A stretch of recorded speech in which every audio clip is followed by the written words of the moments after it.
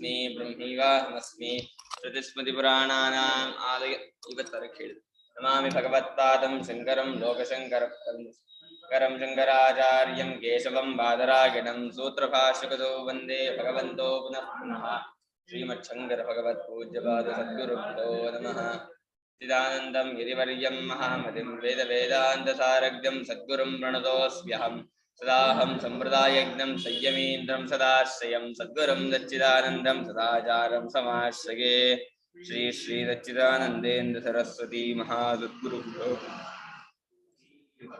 ಬ್ರಹ್ಮ.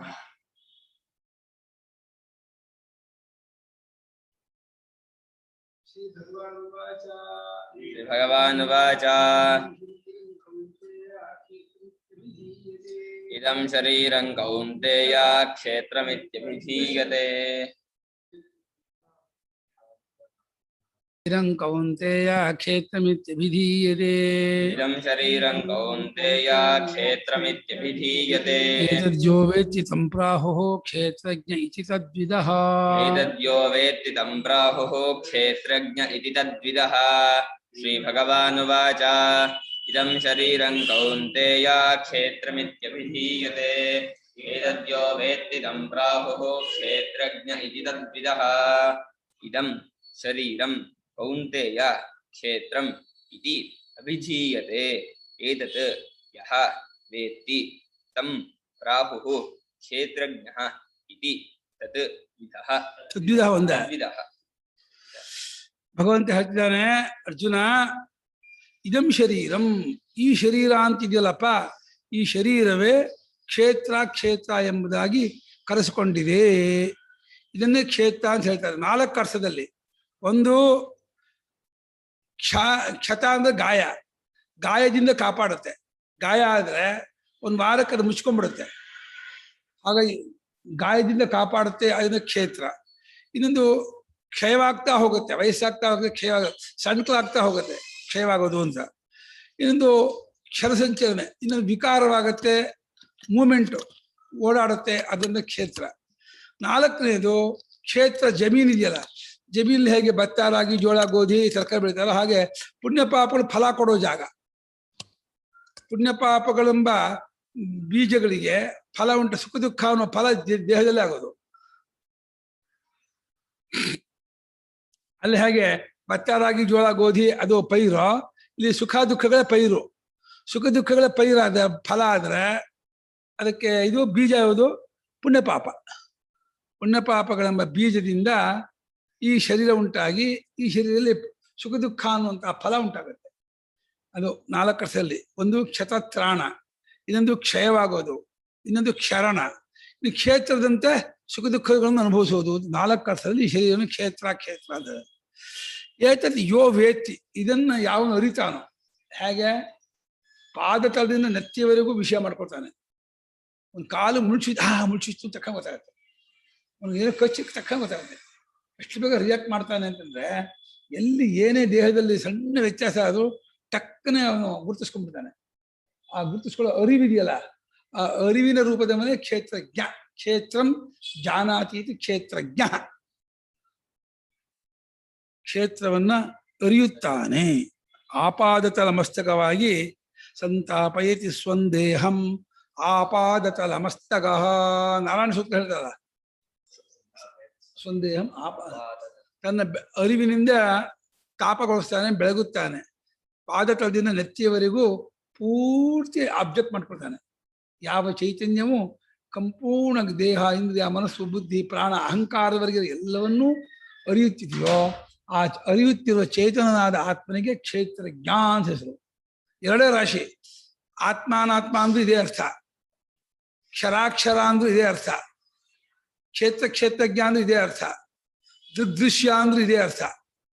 ದೃಕ್ಕು ದೃಶ್ಯ, subject object. ದೃಕ್ಕು ಕ್ಷೇತ್ರಜ್ಞ, ದೃಕ್ಕು ಆತ್ಮ, ದೃಕ್ಕು ಅಕ್ಷರ, ಇದರ ಕ್ಷರ. ಇಲ್ಲಿ ಅದ್ವಿದ್ಯಾದಲ್ಲಿ ಕ್ಷರಾಕ್ಷರ ಅಂದ್ರೆ ಅವ್ಯಾಕೃತವನ್ನು ಕ್ಷರಾಕ್ಷರ ಅಂತಾರೆ. ಉತ್ತಮ ಪುರುಷಸ್ತೋನ್ಯ ಇನ್ನೊಬ್ಬ ಅವನು. ಬೇರೆ ಬೇರೆ ಶಬ್ದಗಳಿಂದ ಆತ್ಮಾನಾತ್ಮ ವಿವೇಕ, ಆತ್ಮಾನಾತ್ಮ ಪ್ರಕ್ರಿಯೆ, ದಿಗ್ದೃಶ್ಯ ಪ್ರಕ್ರಿಯೆ, ಕ್ಷೇತ್ರಜ್ಞ ಪ್ರಕ್ರಿಯೆ, ಇದು ಎಲ್ಲ ಈ ತತ್ವಕ್ಕೆ ಎರಡು ಹೆಸರು. ಇದನ್ನು ಯಾವನು ಅರಿಯುತ್ತಿದ್ದಾನೋ ವೇತ್ತಿ ತಿಳಿತಿದಾನೋ ಅವನನ್ನ ತದ್ವಿಧ ಅಂದ್ರೆ ಕ್ಷೇತ್ರಜ್ಞನ ಬಲ್ಲವರಾದ ಜ್ಞಾನಿಗಳು ಕ್ಷೇತ್ರಜ್ಞ ಅಂತ ಕರೀತಾರೆ. ಕ್ಷೇತ್ರಜ್ಞ ಯಾರು ಅಂದ ಎರಡನೇ ಶ್ಲೋಕ. ಕ್ಷೇತ್ರಜ್ಞಾಪಿ ಮಾಂ ವಿದ್ಧಿ ಅಂತ ಹೇಳಿದ್ದಾರೆ. ಇದಮಿತಿ ಸರ್ವನಾಮ್ನ ಉಕ್ತಂ ವಿಶಿನಷ್ಟಂ ವಿಶಿಷ್ಟಿ ವಿಶಿನಷ್ಟಿ ಶರೀರಮಿತಿ.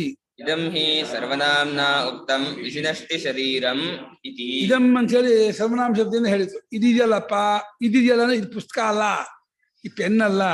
ಸರ್ವನಾಮ ಶಬ್ದದಿಂದ ಹೇಳಿದ್ದಾಗಿರುವ ಒಂದು ವಸ್ತುವನ್ನು ವಿಶೇಷಗೊಳಿಸ್ತಾ ಇದ್ದಾನೆ, ಅದು ಶರೀರ. ಇದಂ ಅನ್ನೋದು ಶರೀರಕ್ಕೆ ಅಬ್ಜೆಕ್ಟಿವ್. ಶರೀರ ನೌನು, ಅದಕ್ಕೆ ಅಬ್ಜೆಕ್ಟಿವ್ ಇದಂ ಅನ್ನೋದು. ಈ ಶರೀರವು ಶರೀರನು ವಿಶೇಷ ಪ್ರೋನೌನು ಯಾವುದು? ಸರಿ, ಪ್ರೋನೌ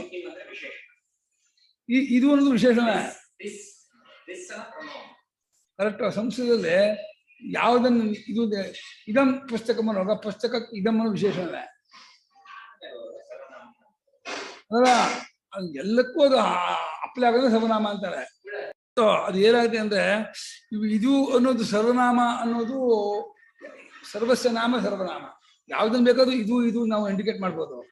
ಅದು ಆ ಸರ್ವನಾಮ ವಿಶೇಷಣವಾಗಿಯೂ ಬರುತ್ತೆ, ಸಾಮಾನ್ಯವಾಗಿಯೂ ಬರುತ್ತೆ. ಸರ್ವನಾಮದ ವಿಷಯ ಇದೆ. ಸರ್ವನಾಮ ಅನ್ನೋದು ಸಾಮಾನ್ಯದು. ಅದು ಒಂದು ಪರ್ಟಿಕ್ಯುಲರ್ ಒಂದಕ್ಕೆ ಸೇರಿಸುವಾಗ ಅದು ರಿಲೀವ್ ಆಗುತ್ತೆ. ಯಾವುದೋ ಒಂದಕ್ಕೆ ಇದು ನೀವು ಪರ್ಟಿಕ್ಯುಲರ್ ಮಾಡಿಸಿರಲ್ಲ, ಅದಕ್ಕೆ ಮಾತ್ರ ಸರ್ವನಾಮ ಅಂದ್ರೆ ಯಾವುದಕ್ಕೂ ಹೇಳದೇ ಇದ್ದಾಗ ಇದಂ ಅನ್ನೋದು ಎಲ್ಲಕ್ಕೂ ಇದಂ ಅಲ್ಲ. ಇದಂ ಪುಸ್ತಕಂ, ಇದಂ ದ್ವಾರಂ, ಇದಂ ಇದು ಎಲ್ಲಕ್ಕೂ ಸದಂ ಮೂಲತಃ ಶಬ್ದ ಇದಂ ಸರ್ವನಾಮ ಶಬ್ದ. ಅದು ದಿಸ್ ಬುಕ್ ಅಲ್ಲ, ಬರೀ ದಿಸ್ ಅನ್ನೋದು ಉಂಟು.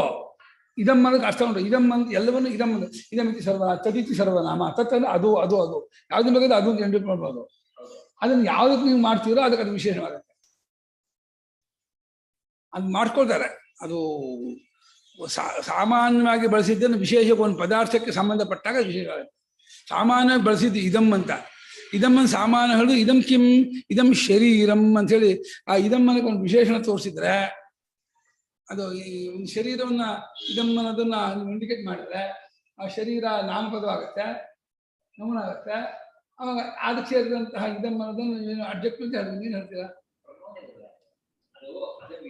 ಪುಸ್ತಕ ಸಾಮಾನ್ಯಕ್ಕೆ ಇದಂ ಅನ್ನೋ ವಿಶೇಷಣವನ್ನ ಸೇರಿಸಿದಾಗ ಇದಂ ಪುಸ್ತಕಂ ಅಂತ ಆಗುತ್ತೆ. ಹೌದು, ಅದು ಇದಂ ಅನ್ನೋದು ಜನರಲ್ ಬಳಸಿದ್ರೆ ಅದು ಸರ್ವನಾಮ. ಜನರಲ್ ಬಳಸಿದ್ರೆ ಯಾವ್ದಕ್ಕೂ ಬಳಸದೆ ಹೋದ್ರೆ ಸರ್ವನಾಮ. ಯಾವ್ದಾದ್ರು ಒಂದಕ್ಕೆ ಆಡ್ ಮಾಡಿದ್ರೆ ಅದು ಅದಕ್ಕೆ ಅದು ಪ್ರೋನೌನ್ ಅಂತ ಇದ್ದಾರೆ ಅವರು. ಸ್ಪೆಸಿಫೈ ಮಾಡ್ತಾ ಇದೆ ಇದಂ ಪುಸ್ತಕಂ ಅನ್ನೋವಾಗ ಪುಸ್ತಕ ಇಂಥದ್ದೇ ಅಂತ ಪುಸ್ತಕ ಸಾಮಾನ್ಯದಲ್ಲಿ. ಹೌದು, ಅದಕ್ಕೆ ಇವು ಪ್ರೋನೌನ್ ಅಂತಾರೆ.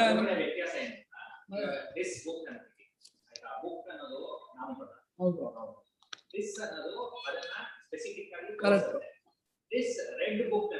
ಅದು ಬೇರೆ. ಕರೆಕ್ಟ್, ನೀ ಹೇಳಿದ್ದು ಕರೆಕ್ಟ್. ಅದು ವಿಶೇಷಣ ಎರಡು ತರಹ. ವಿಶೇಷಣ ಅದು ಸಜಾತಿ ವಿಜಾತಿ ವಿಭಾಗ ಮಾಡುವಂತ ವಿಶೇಷಣ ಬೇರೆ, ಸಾಮಾನ್ಯವಾದ ರೂಪಾಂತ ವಿಶೇಷಣ ಅಂತ ಒಂದು ಬರ್ತಾರೆ. ಸರ್ವನಾಮ ಇದಮ್ಮನ್ನು ಸರ್ವನಾಮ ಶಬ್ದ. ಆ ಸರ್ವನಾಮ ಶಬ್ದದಿಂದ ವಿಶೇಷಗೊಳಿಸ್ತಾ ಇದ್ದಾರೆ.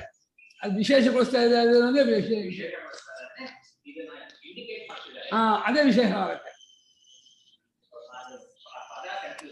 ಇಲ್ಲೇನ್ ಮಾಡಿದ ಸ್ವಾಮಿಗಳು ಗ್ಯಾಂಜಸ್ ಅನ್ನುವಾಗ ಯಾರು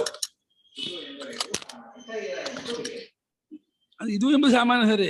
ಇದು ಎಂದು ಹೇಳಿದ್ದು ಸಾಮಾನ್ಯ, ಶರೀರ ಎಂದದ್ದು ವಿಶೇಷ. ಯಾವ್ದಕ್ಕೆ ಬೇಕಾದ್ರೆ ಇದು ಆಗ್ಬೋದು. ಆಗಲಿ, ಪ್ರೋನವನೇ ಆಗಲಿ. ಇದಂ ಶರೀರಂ, ಇದು ಶರೀರವನ್ನ ಇದಂ ಅನ್ನೋದು ವಿಶೇಷಗೊಳಿಸ್ತಾ ಇದೆ. ಈ ಶರೀರವನ್ನು ಇದು ಮಾಡಿ ಗುಡಿಸ್ತಾ ಇದೆ ಈ ಶರೀರವು ಅಂತ. ಹೇ ಕೌಂತೆಯ, ಎಲಿ ಅರ್ಜುನನೇ, ಕ್ಷೇತ್ರಂ ಅಂತಿದೆ. ಆ ಕ್ಷೇತ್ರ ತಗೋಬೇಕಾಯ್ತು ಪದವನ್ನ.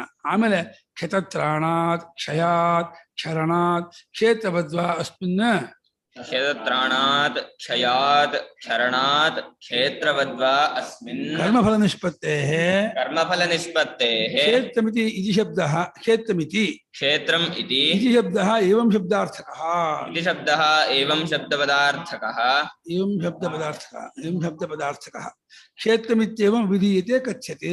ಕ್ಷೇತ್ರಂ ಇತ್ಯೇವಂ ಅಭಿಧೀಯತೆ ಕಥ್ಯತೆ. ಒಂದ್ಸಲ ಮೂಲ ಪದ ಹಾಕೊಳ್ತಾರೆ ಶೈಲಿ ಭಾಷೆಕಾರರು, ಕ್ಷೇತ್ರಂ ಅಂತ ಹಾಕೊಂಡು. ಗುರುಗಳೇ, ಹಾ. ಇಂಗ್ಲಿಷ್ ಅಲ್ಲೂ ಕೊಟ್ಟಿದ್ದಾರೆ ನೋಡಿ. an noun can also be used as an adjective depending on its placement. For example, guide is a noun, but this sentence it modifies the guide dog.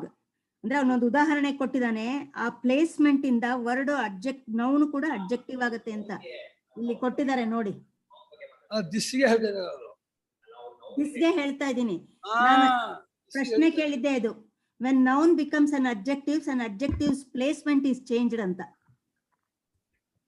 Noun becomes an adjective ಅಲ್ಲ ಇಲ್ಲಿ ಪ್ರಶ್ನೆ. ಇಲ್ಲಿ this ಅನ್ನೋದು ಪ್ರೊನೌನ adjective ಅಂತ ಪ್ರಶ್ನೆ ಅಲ್ಲ.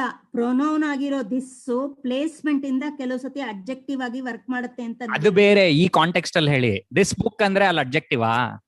ಹೌದು. This book ಅಂದ್ರೆ ದಿಸ್ ಅಡ್ಜೆಕ್ಟಿವಾ? ಅಡ್ಜೆಕ್ಟಿವ್ ಅಂದ್ರೆ ಏನು? ವಿಶೇಷ ಮಾಡೋದು, ಒಂದು ವಸ್ತುವಿಗೆ ವಿಶೇಷತೆಯನ್ನ ಕೊಡೋದು. ಅಮ್ಮ ಇವಾಗ ಕೇಳಿಸ್ಕೊಳ್ಳಿ, ದಿಸ್ ರೆಡ್ ಬುಕ್ ಅಂತೀನಿ, ಅದ್ರಲ್ಲಿ ಯಾವ್ದು ಅಡ್ಜೆಕ್ಟಿವ್, ಯಾವ್ದು ಪ್ರೊನೌನು, ಯಾವ್ದು ನೌನು ಹೇಳಿ. ರೆಡ್ ಬುಕ್ ಅನ್ನೋದನ್ನ ನೀವು ನೌನ್ ಅಂತ ತಗೊಂಡ್ರೆ ದಿಸ್ ಅಡ್ಜೆಕ್ಟಿವ್ ಆಗುತ್ತೆ. ಅಮ್ಮ ರೆಡ್ ಅನ್ನೋದು ಅಡ್ಜೆಕ್ಟಿವ್ ಅಲ್ಲಿ ಎರಡು ಅಡ್ಜೆಕ್ಟಿವ್ ಆಗುತ್ತೆ. ಡಬಲ್ ಅಡ್ಜೆಕ್ಟಿವ್ ಬರ್ಬೋದಲ್ಲ ಒಂದ್ ವರ್ಡಿಗೆ?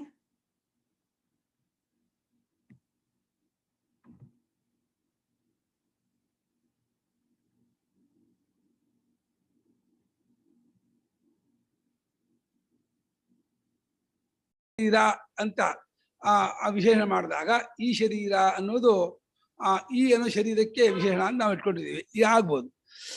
ಆ ಶರೀರಕ್ಕೆ ಕ್ಷೇತ್ರ ಅಂದ್ರು. ಯಾಕೆ? ಕ್ಷತ ತ್ರಾಣ. ಕ್ಷತ ಅಂದ್ರೆ ಗಾಯ, ಗಾಯದಿಂದ ಕಾಪಾಡುತ್ತೆ ಅಂತ. ನಮ್ಗೆ ಏನು ಮಾಡಿದ್ರೆ ಗಾಯವಾದ್ರೆ ಒಂದು ವಾರ ಆದ್ಕೊಳ್ಳೆ ಅದು ಹೀಲ್ ಆಗುತ್ತೆ, ಮುಚ್ಕೊಳ್ಳುತ್ತೆ.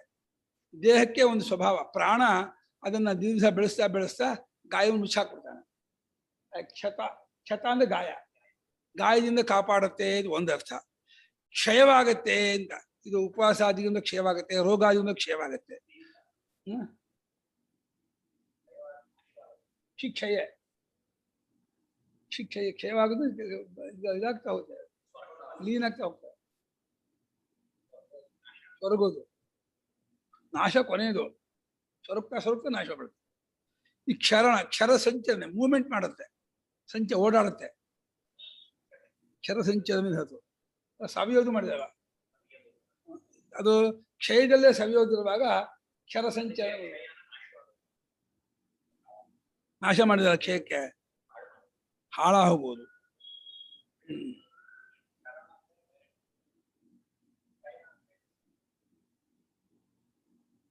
ಇದು ವೃದ್ಧಿ ಕ್ಷಯ ಅನ್ನುವಾಗ ವೃದ್ಧಿಯನ್ನೇ ತುಂಬಿಕೊಳ್ಳೋದು, ಕ್ಷಯ ಅಂದ್ರೆ ಸೊರಗೋದು ಅಂತ.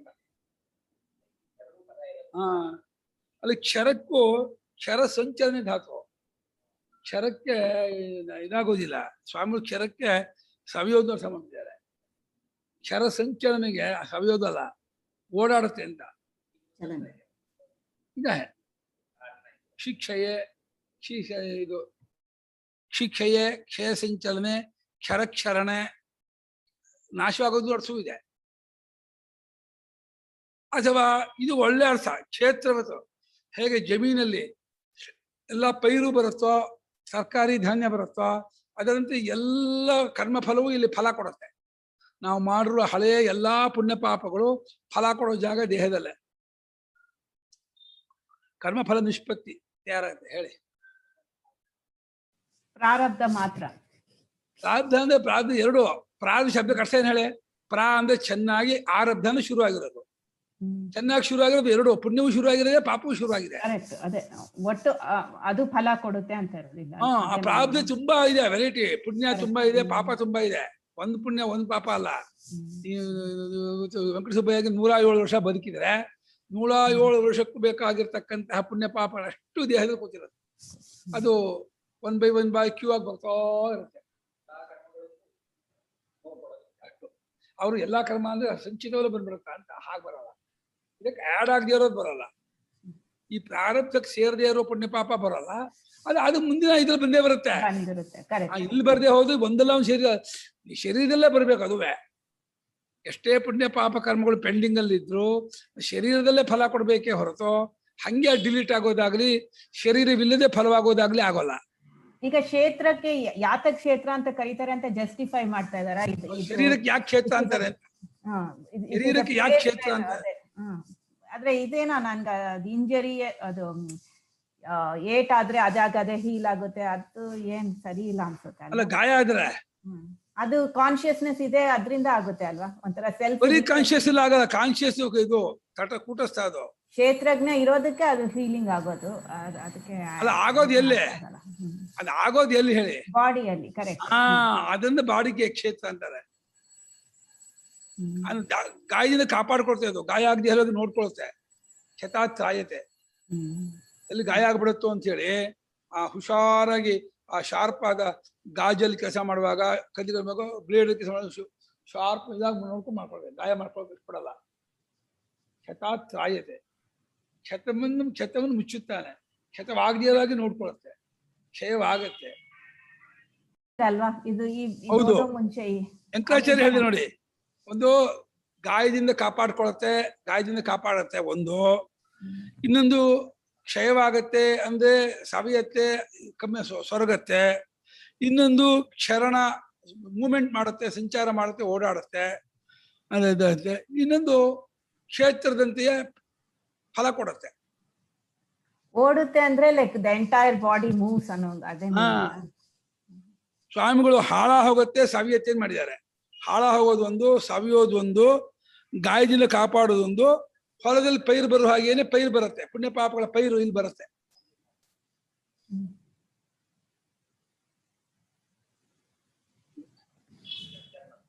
ಕ್ಷೇತ್ರ ಅನ್ನೋ ಜಮೀನಲ್ಲಿ ಯಾವ ರೀತಿ ಎಲ್ಲಾ ತರಹ ಬೆಳೆಗಳನ್ನು ಬೆಳೀತಾರೋ ಈ ದೇಹದಲ್ಲಿ ಎಲ್ಲಾ ತರಹ ಪುಣ್ಯ ಪಾಪಗಳು ಫಲ ಕೊಡುತ್ತೆ.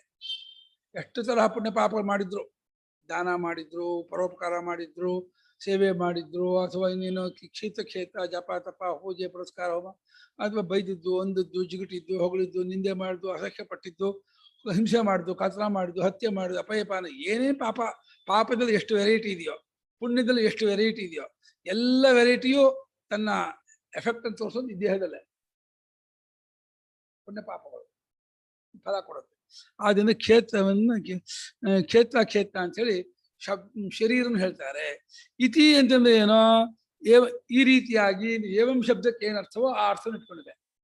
ಏವಂ ಶಬ್ದಕ್ಕೆ ಹೀಗೆ ಅಂತ ಅರ್ಥ ಇದೆಯಲ್ಲ, ಈ ಶರೀರವನ್ನು ಕ್ಷೇತ್ರ ಎಂಬುದಾಗಿ ಈ ರೀತಿ ಹೇಳುತ್ತಾರೆ ತಿಳಿದವರು ಜ್ಞಾನಿಗಳು.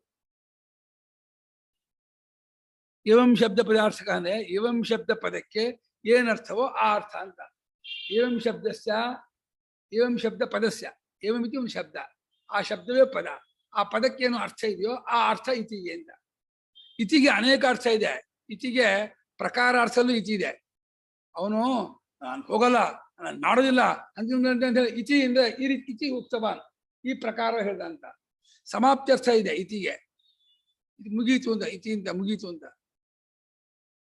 ಇತಿ ಅನ್ನೋದು ಇದು ಹೇಳ್ತಾರೆ, ಸಮಾಪ್ತ್ಯರ್ಥ, ಪ್ರಕಾರಾರ್ಥ, ಏವಂ ಶಬ್ದಾರ್ಥ, ಹೀಗೆ ಅದು ಪ್ರಕಾರಾರ್ಥ ಏವಂ ಶಬ್ದಾರ್ಥ. ಕ್ಷೇತ್ರಂ ಇತ್ಯೇವಂ ಅಭಿಧೀಯತೆ ಕಥ್ಯತೆ. ಕ್ಷೇತ್ರ ಎಂಬುದಾಗಿ ಈ ರೀತಿ ಹೇಳಲ್ಪಡುತ್ತದೆ, ಹೇಳುತ್ತಾರೆ ಅಂತ ಅರ್ಥ. ಏತತ್ ಶರೀರಂ ಕ್ಷೇತ್ರಂ ಯಹ ವೇತ್ತಿ ವಿಜಾನಾತಿ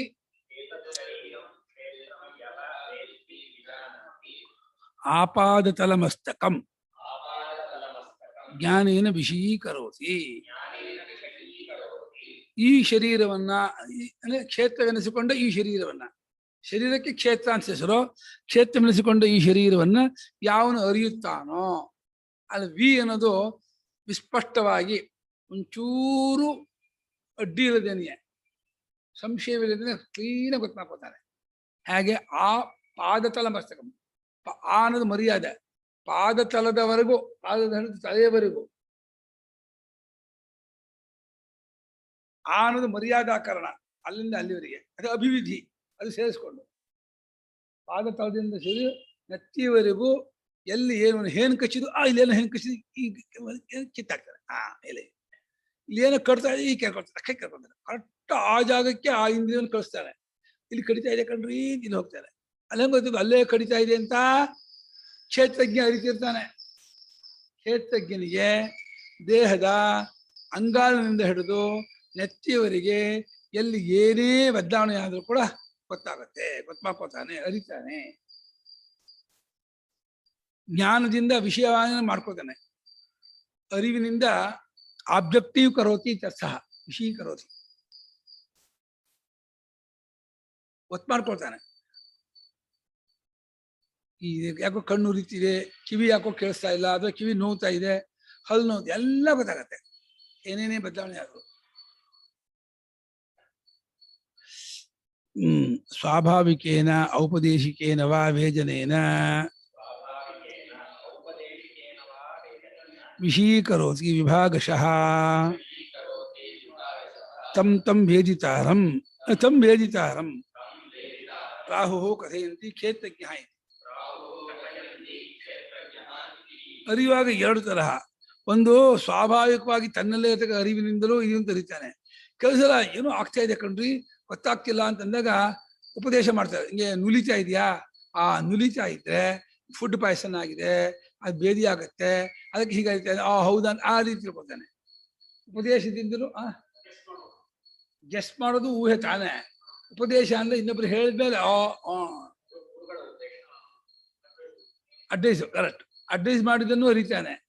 ತನ್ನದಾದ ಸ್ವಭಾವದಿಂದ ಅರಿವಿಂದ ಅರಿತಾ ಇರ್ತಾನೆ. ಈಗ ವಾ ಅಂದ್ಬಿಟ್ರು, ಔಪದೇಶಿಕೇನ ವಾ ಸ್ವಾಭಾವಿಕೇನ.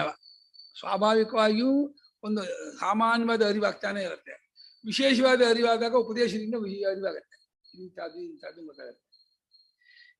ಈ ಎರಡು ಪ್ರಕಾರವಾದ ಅರಿವನ್ನು ವೇದನೇನ ಅಂದ್ರೆ ಅರಿವಿಕೆಯಿಂದ ವಿಷಯವನ್ನಾಗಿ ಮಾಡ್ಕೊಳ್ತಾನೆ. ವಿಂಗಡವಾಗಿ ಇದು ಉರಿ, ಇದು ನೋವು, ಇದು ಒಂಥರ ಸಂಕಟ, ಇದು ಭಯ, ಇದು ಕೋಪ, ಇದು ಗಣಿತಶಾಸ್ತ್ರ ತಿಳುವಳಿಕೆ, ಇದು ವ್ಯಾಕರಣ, ಇದು ಸೈನ್ಸು, ಇದು ಸಂಗೀತ ಎಲ್ಲ.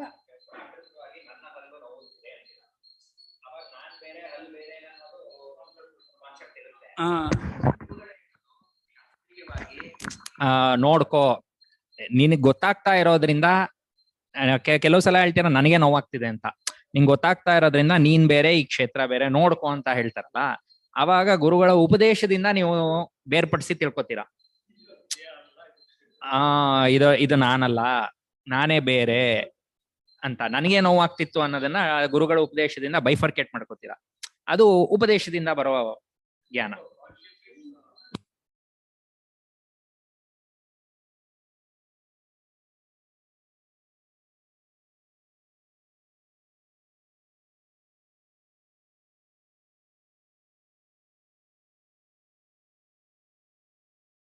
ಒಂದ್ ಮೈಕ್ ಇಲ್ಲ ಅನ್ಸುತ್ತೆ ಅಲ್ಲಿ, ಯಾರ್ದು ಬೇರೆಯವ್ರ ಮಾತು ಏನು ಕೇಳಿಸೋದು ಅನ್ನೋದು. ಮನುಷ್ಯ ಮ್ಯಾನ್. ನೀವು ಮಾತಾಡಿ ಗುರುಗಳೇ, ಏನ್ ಮೈಕ್ ಹಂಗ್ ಕೊಟ್ಬಿಡ್ತಾ ಇದ್ರು. ಅಲ್ಲಮ್ಮ, ಇನ್ಯಾವ ಸ್ಪೀಶೀಸ್ಗೂ ಈ ವಿವೇಕ ಮಾಡ್ಕೊಳಕ್ ಆಗಲ್ವಲ್ಲ, ನಾನ್ ಬೇರೆ ದೇಹ ಬೇರೆ. ನಿಜ, but it's nice to understand ಅಂತ ಅಷ್ಟೇ. ಬಿಕಾಸ್ ಒಂದೊಂದ್ಸತಿ ಸ್ಟೋನ್ಸ್ ಅಲ್ಲೂ ಇರುತ್ತೆ ಅರಿವು ಅಂತೆಲ್ಲ ಮಾತಾಡ್ತಾರೆ, ಅದು ಬೇರೆ, ಅದು ಆ ಉಪದೇಶನೇ. ಹೌದು, I am just kind of making an observation ಅಷ್ಟೇ. ಅದೇ ಕರೆಕ್ಟ್ ನೀವು ಹೇಳಿದ್ದು. ಭಗವದ್ಗೀತಾ ಅಂತ. ಹೌದು, ನೀವ್ ಹೇಳಿದ್ ಕರೆಕ್ಟು. ಆ ಉಪದೇಶ ಬೇರೆ ಇದನ್ನ ತಿಳಿಸ್ಕೊಡೋದಕ್ಕೆ. ಇಲ್ಲಿ ವಿವೇಕ ಇರೋರಿಗೆ ಡಿಫ್ರೆನ್ಶಿಯೇಟ್ ಮಾಡ್ಕೊಳ್ಳೋದಕ್ಕೆ. ಮನುಷ್ಯನ್ ಬಿಟ್ರೆ ಇನ್ಯಾರು ಪ್ರಾಣಿಗಳಲ್ಲಿ ಬೇರೆ ಸ್ಪೀಶೀಸ್ ಅಲ್ಲಿ ಯಾವ್ದ್ರಲ್ಲೂ ದೇಹಕ್ಕೂ ಇದಕ್ಕೂ ಡಿಫ್ರೆನ್ಶಿಯೇಟ್ ಮಾಡ್ಕೊಳಕ್ ಆಗಲ್ವಲ್ಲ. ಹೌದು, but somehow nice to understand ಅಷ್ಟೇ. ಇದು ಅಧ್ಯಾತ್ಮ ಶಾಸ್ತ್ರ. ಅಧ್ಯಾತ್ಮ ಶಾಸ್ತ್ರ ನಮ್ಮ ಅನುಭವ, ನಮ್ಮ ಪ್ರಮಾಣವೇ ಹೊರತು ಕಲ್ಲಿಗೆ ಅರಿವಾಗತ್ತಾ, ಮರಕ್ಕೆ ಅರಿವಾಗತ್ತಾ, ಪ್ರಾಣಿಗಾಗತ್ತಾ ಅನ್ನೋದು ಏನೇ ಅಂದು ಅದು ಗೆಸ್ಸೇ ಹೊರತು ಅನುಭವ ಆಗಲ್ಲ. ಪ್ರಾಣಿದು, ಮರದ್ದು, ಕಲ್ಲಿಂದು ಎಲ್ಲ ನಿಮಗೆ ಊಹೆ ಹೊರತು ಅನುಭವ ಆಗಲ್ಲ. ಇಲ್ಲಿ ಮಾತ್ರ ಅನುಭವ ಅಂತ ಆಗತ್ತೆ. ಅದನ್ನ ಎಲ್ಲಿ ಅನುಭವಕ್ಕೆ ಹತ್ತಿರವೋ ಅಲ್ಲಿ ವಿಚಾರ. ಇದು ಅಧ್ಯಾತ್ಮ ಶಾಸ್ತ್ರ ನಮ್ಮ ವಿಚಾರವೇ ಹೊರತು ಇದು ಇದಿಲ್ಲ, ಭೌತಿಕ ಶಾಸ್ತ್ರ ಅಲ್ಲ ಇದು. ಅದೇ ಹಾಗಾಗಿ- ಬೇಸಿಕ್ ಅರ್ಜುನನ್ ಮೆಸೇಜ್ ಅಂತ, ಕೃಷ್ಣನ್ಗೆ ಅದೇ ಬೇಕಿತ್ತು, ಅರ್ಜುನನ್ ತಿಳಿಸ್ಕೊಡ್ಬೇಕು ಅಂತ. ನಿಜ. ಅರ್ಜುನ ಇಟ್ಕೊಂಡು ಕೂಡ ಪ್ರತಿಯೊಬ್ಬರಿಗೂ ಅವರವ್ರಿಗೆ ತಾಕುವ ಹಾಗೇನೆಯೇ ಉಪದೇಶ ಇದು. ಯಾರ್ಯಾರು ವಿಚಾರ ಮಾಡಿ ಕೊಟ್ಟಿದ್ದಾರೋ ಅವರವರ ಅನುಭವ ಬರುವಂತಹ ವಿಚಾರ. ಪಶುಪಕ್ಷಿ ಪ್ರಾಣಿಗಳಿಗೆ, ಗಿಡಮರ ಬಳ್ಳಿಗಳಿಗೆ ಈ ಉಪದೇಶ ಉಪಯೋಗವಾಗಲ್ಲ, ಅದು ಅರ್ಥವೂ ಆಗಲ್ಲ. ಅಷ್ಟ ಸ್ವಾಭಾವಿಕವಾದ ಅರಿವಿನಿಂದ, ಉಪದೇಶದಿಂದಾದ ಅರಿವಿನಿಂದ ವಿಷಯ ಮಾಡ್ಕೊಳ್ತಾನೆ, ವಿಂಗಡವಾಗಿ ಗೊತ್ತು ಮಾಡ್ಕೊಳ್ತಾನಲ್ಲ. ಹಾಗೆ ಗೊತ್ತು ಮಾಡಿಕೊಳ್ಳುತ್ತಿರುವ ಆತನನ್ನೇ ಜ್ಞಾನಿಗಳು ಕ್ಷೇತ್ರಜ್ಞ ಕ್ಷೇತ್ರಜ್ಞ ಎಂಬುದಾಗಿ ಹೇಳುತ್ತಾರೆ. ಇತಿ ಶಬ್ದ ಏವಂ ಶಬ್ದಾರ್ಥಕ ಏವ ಶಬ್ದಃ ಏವಂ ಶಬ್ದಾರ್ಥಕ ಏವ ಪೂರ್ವವತ್. ಪೂರ್ವವತ್. ಎರಡು ಕಡೆಯಲ್ಲಿ ಇತಿ ಇದೆ. ಇದಂ ಶರೀರಂ ಕೌಂತೆಯ ಕ್ಷೇತ್ರಮಿತಿ ಕೇತಿಜೋ ವೇತಂ ಬಹು ಕ್ಷೇತ್ರಜ್ಞ ಇತಿ. ಉತ್ತರಾರ್ಧದಲ್ಲೂ ಇತಿ ಇದೆ, ಪೂರ್ವಾರ್ಧದಲ್ಲೂ ಇತಿ ಇದೆ. ಎರಡು ಕಡೆಯಲ್ಲೂ ಇತಿ ಶಬ್ದಕ್ಕೆ ಹೀಗೆ ಅಂತ ಅರ್ಥ. ಏವಂ ಶಬ್ದಕ್ಕೆ ಏನರ್ಥವೋ ಅದೇ ಅರ್ಥವನ್ನು ಇಟ್ಕೊಂಡೆ ಇತಿ ಶಬ್ದ ಬಂದಿದೆ. ಈ ಪ್ರಕಾರವಾಗಿ ಇವನನ್ನ ಕ್ಷೇತ್ರಜ್ಞ ಅಂತಾರೆ. ಅದನ್ನ ಆ ಪ್ರಕಾರವಾಗಿ ಕ್ಷೇತ್ರ ಎಂಬುದಾಗಿ ಹೇಳುತ್ತಾರೆ. 4 ಧರ್ಮ ಇರುವಂತಹ ಶರೀರವನ್ನ ಕ್ಷೇತ್ರ ಅಂತಾರೆ. ಅದನ್ನು ಅರಿಯುತ್ತಿರುವಂತಹ ಅರಿಯುವ ಆತ್ಮನನ್ನ ಕ್ಷೇತ್ರಜ್ಞ ಎಂಬುದಾಗಿ ಹೇಳುತ್ತಾರೆ. ಕ್ಷೇತ್ರಜ್ಞ ಇತ್ಯೇವಂ ಆಹುಹು. ಕ್ಷೇತ್ರಜ್ಞಃ ಇತ್ಯೇವಂ ಆಹುಹು. ಕ್ಷೇತ್ರಜ್ಞನು ಎಂಬುದಾಗಿಯೇ ಅದನ್ನ ಹೇಳುತ್ತಾರೆ ಅಂದ್ರು. ಯಾರು ಕೆ ಹೇಳೋರು ಯಾರು? ತದ್ವಿಧ. ತದ್ವಿದಃ. ಅದನ್ನ ಬಲ್ಲವರು ಅಂದ್ರು. ಅದನ್ನ ಅಂದ್ರೆ ತೌ ಕ್ಷೇತ್ರಜ್ಞೋ ಯೇ ವಿದಂತಿ ತೇ ತದ್ವಿದಃ.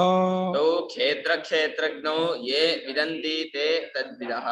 ಯಾರು ಆ ಕ್ಷೇತ್ರಜ್ಞರನ್ನು ಬಲ್ಲವರಾಗಿರುತ್ತಾರೋ, ಅದರ ಸ್ವರೂಪವನ್ನು ನಿರ್ಣಯ ಮಾಡಿರ್ತಾರೋ. ನಿಜ ಹೇಳಿದ್ರೆ ಕ್ಷೇತ್ರಕ್ಕೆ ಎಂಟಿಟಿ ಇಲ್ಲ, ಸ್ವರೂಪ ಇಲ್ಲ, ಅದು ತೋರಿಕೆ, ಅದು ಇಲ್ಯೂಷನ್ನು. ಕ್ಷೇತ್ರಂಚ ಮಾಯಾ ನಿರ್ಮಿತ ಹಸ್ತಿ ಸ್ವಪ್ನದೃಷ್ಟ ವಸ್ತು ಗಂಧರ್ವ ನಗರಾಧಿವತ್ ಅಸದೇವ ಸದಿವ ಅವಭಾಸತೆ.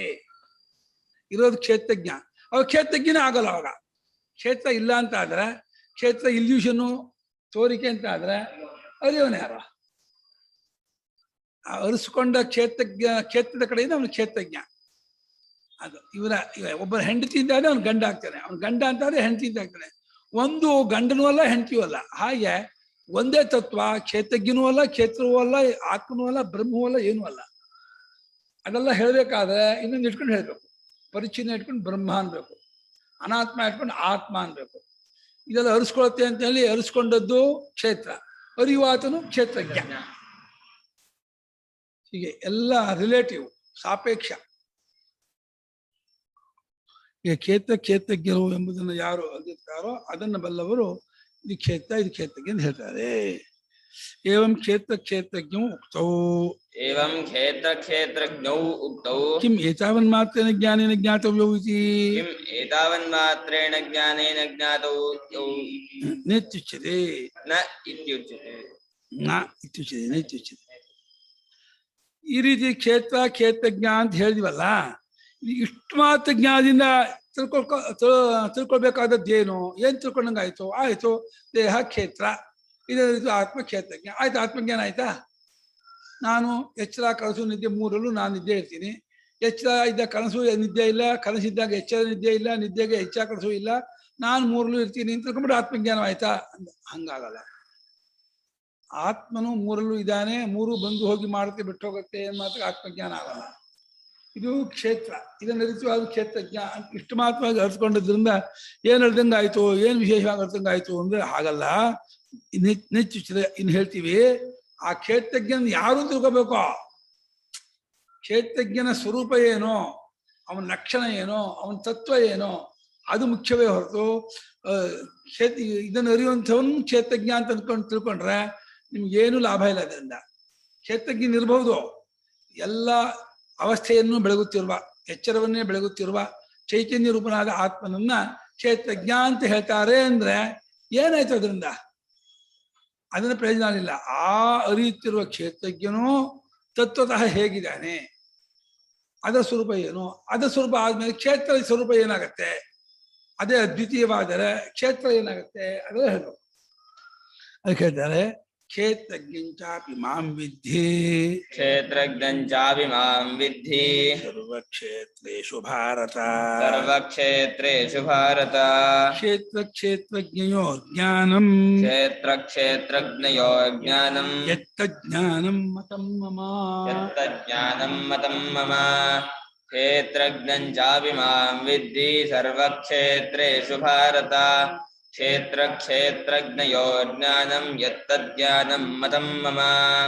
ಕ್ಷೇತ್ರಜ್ಞಂ ಚ ಅಪಿ ಮಾಂ ವಿದ್ಧಿ ಸರ್ವಕ್ಷೇತ್ರೇಷು ಭಾರತ. ಕ್ಷೇತ್ರಜ್ಞಯೋಃ ಜ್ಞಾನಂ ಯತ್ ತತ್ ಜ್ಞಾನಂ ಮತಂ ಮಮ. ಹೇ ಭಾರತ, ಭರತವಂಶೋತ್ಪನ್ನಾದ ಅರ್ಜುನನೇ, ಕ್ಷೇತ್ರಜ್ಞಂ ಇತಿ ಎಂ ವದಂತಿ ತಂ ಮಾಂ ವಿದ್ಧಿ ಅಂತ. ಯಾರನ್ನು ಕ್ಷೇತ್ರಜ್ಞ ಅಂತ ಹೇಳ್ತಾರೋ ಅವನನ್ನು ನಾನೇ ಎಂಬುದಾಗಿ ತಿಳಿದುಕೋ. ಘಟಾಕಾಶವನ್ನು ಮಹಾಕಾಶ ಅಂತ ತಿಳ್ಕೋ, ಈ ಹಾವನ್ನು ಹಗ್ಗ ಅಂತ ತಿಳ್ಕೋ ಅನ್ನೋ ಹಾಗೆ. ಈ ಹಾವಿದೆಯಲ್ಲ ಹಗ್ಗ ಅಂತ ತಿಳ್ಕೋ, ಘಟಾಕಾಶವಿದೆ ಮಹಾಕಾಶ ಅಂತ ತಿಳ್ಕೋ.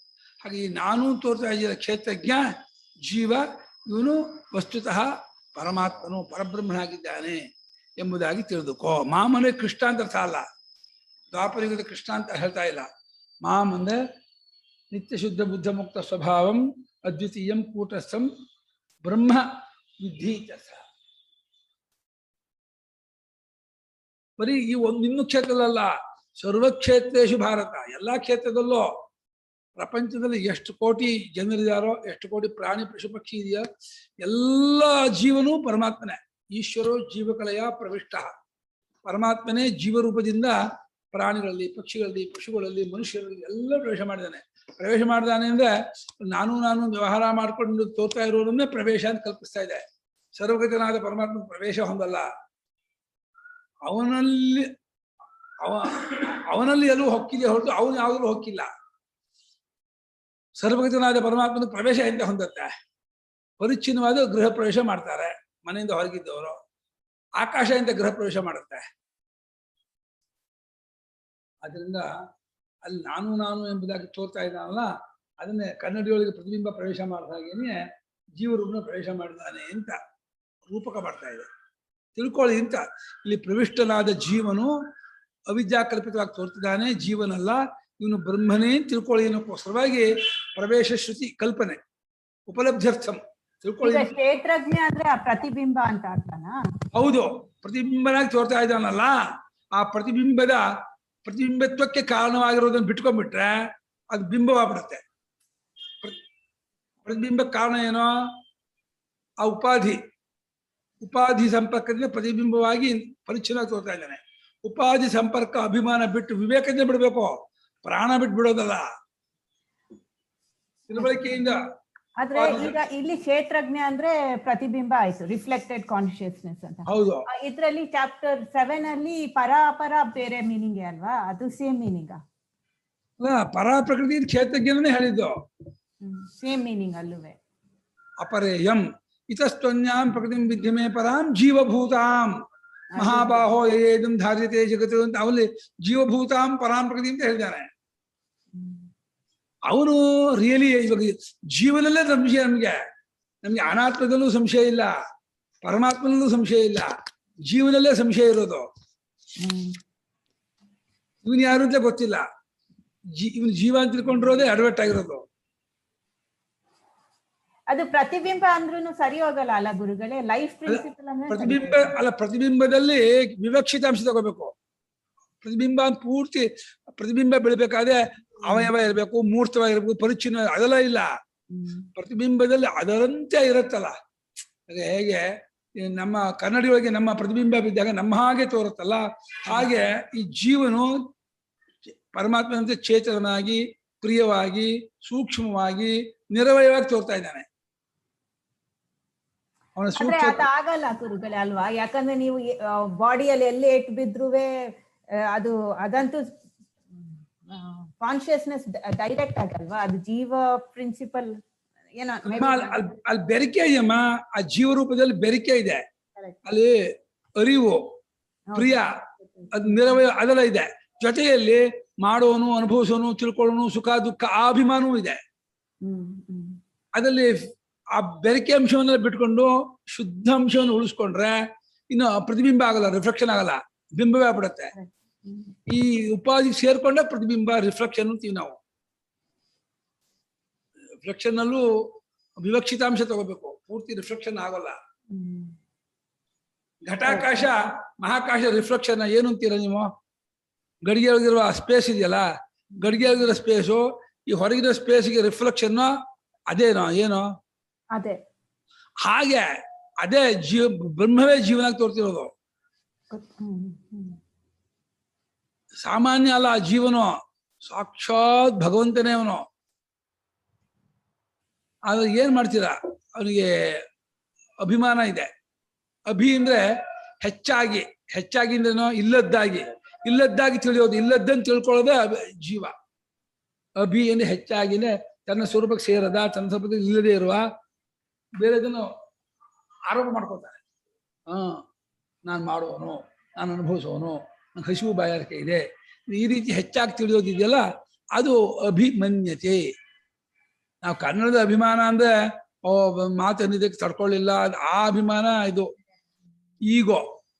ಇಲ್ಲಿ ಈಗೋ ಅಲ್ಲ, ಸ್ವರೂಪ ಬಿಟ್ಟು ವಿಶೇಷವಾಗಿ ತಿಳಿಯೋದಷ್ಟು ಅಭಿಮಾನವೇ.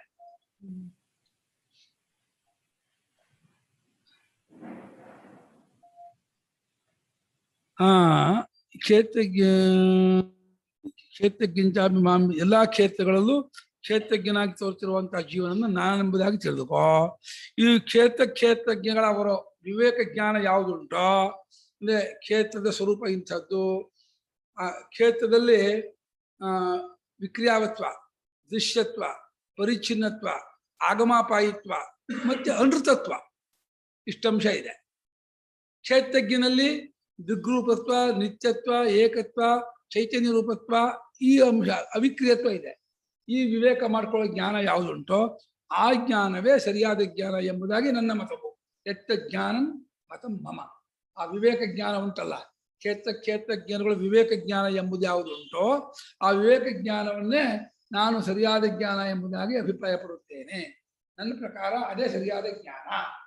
ಎತ್ತ ಜ್ಞಾನಂ ತತ್ ಜ್ಞಾನಂ ಇತಿ ಮಮ ಮತಂ. ಇವುಗಳ ಜ್ಞಾನ ಯಾವುದುಂಟು, ಜ್ಞಾನ ಅಂದ್ರೆ ಇಲ್ಲೇನೋ ನಿಶ್ಚಯ ಅಂತ ಅರ್ಥ ಇದೆ. ಸ್ವರೂಪದ ಜ್ಞಾನ ಬೇರೆ, ನಿಶ್ಚಯ ಜ್ಞಾನ ಬೇರೆ. ಸ್ವರೂಪದ ನಿಶ್ಚಯ ಮಾಡ್ಕೋದೇ ಅದು ಸ್ವರೂಪದಲ್ಲಿ ಜ್ಞಾನ ಇದ್ದೇ ಇರುತ್ತೆ. ಆದ್ರೆ ಬುದ್ಧಿಯಲ್ಲಿ ತಪ್ಪು ನಿಶ್ಚಯ ಇದೆಯಲ್ಲ ತನ್ನ ಬಗ್ಗೆ, ಅದನ್ನು ಬಿಟ್ಕೊಳ್ಳೋದನ್ನ ಇಲ್ಲಿ ಹೊಗಳ್ತಾ ಇರೋದು. ಆ ಜ್ಞಾನವನ್ನೇ ಸಬುದ್ಧಿಮಾನ್ ಮನುಷ್ಯೇಶು ಅಂತ ಹೇಳ್ತಿರೋದು. ಪರಮಾತ್ಮ ಸ್ವರೂಪದಲ್ಲಿರುವ ಜ್ಞಾನ ನೀವು ಮಾಡ್ಕೊಂಡು ಇದ್ದೇ ಇರುತ್ತೆ, ಅದನ್ನು ಹೇಳ್ತಾ ಇಲ್ಲ. ಯಾವ ಬುದ್ಧಿಯಲ್ಲಿ ಯಾವ ಸ್ವರೂಪದ ಬಗ್ಗೆ ಏನೆಂದು ತಪ್ಪಲಿಕೆ ಇದೆಯೋ ಆ ತಪ್ಪಲಿಕೆಯನ್ನು ಬಿಟ್ಟುಕೊಳ್ಳುವ ಒಂದು ನಾಲೆಡ್ಜ್ ಇದೆಯಲ್ಲ ಅದನ್ನು ಜ್ಞಾನ ಅಂತ ಹೊಗಳ್ತಾ ಇದ್ದಾನೆ. ಆ ಜ್ಞಾನ ಬೇಕು ನಮಗೆ. ಆ ಜ್ಞಾನವಿಲ್ಲದಕ್ಕೆ ಅನರ್ಥ ಆಗಿರೋದು. ಅದನ್ನೇ ನಾನು ಅನುಪಮ, ನಾನು ಇಂಥವ್ರು ಹೆಂಡತಿ, ಇಂಥವ್ರ ತಾಯಿ, ಹೆಂಗಸು, ನಾನು ಇನ್ನು ಕೆಲಸ ಮಾಡು, ದುಃಖಿ ಕರ್ತಾ ಭೋಗ್ತಾ ಅಂತ ಅನ್ಕೊಂಡು ಸಂಸಾರದಲ್ಲಿ ಒದ್ದಾಡ್ತಾ ಇದೆ ಆ ಜೀವ ವಿವೇಕ ಮಾಡಿಕೊಂಡು ನಾನು ಹುಟ್ಟಿದವಳಲ್ಲ, ಸಾಯೋಳಲ್ಲ, ಬದಲಾವಣೆ ಇಲ್ಲ, ವಿಕಾರವಿಲ್ಲ, ನಾನು ನಿತ್ಯ ಕೂಟಸ್ಥವಾಗಿರುವ ಅದ್ವಿತ ಬ್ರಹ್ಮವೇ ತಿಳ್ಕೋಬೇಕು.